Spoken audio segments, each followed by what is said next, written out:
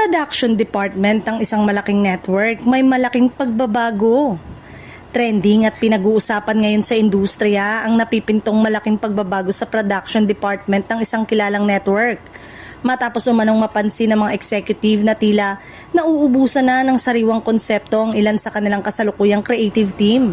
Ayon sa mga source, plano raw na maglagay ng bagong creative team upang magdala ng mas makabago at masariwang ideya para sa mga programa ng network. Napansin din umano na maging ang pamagat ng ilang shows nila ay tila paulit-ulit na lamang at kulang na sa impact para makuha ang interest ng mas mga batang audience. Bukod dito, napapansin din umano ng management na may pagka-old school na ang treatment ng ilan nilang ganap sa programa. Bagay na hindi na gaanong tumatago sa panlasa ng modernong viewers na mas exposed na sa global at digital content.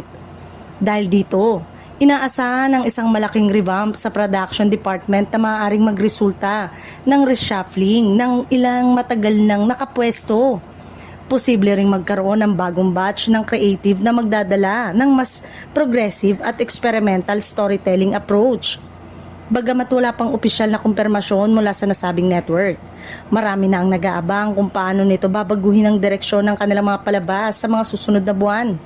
Kung matutuloy ang major shake-up na ito, posibleng eto na ang simula ng panibagong yugto para sa network.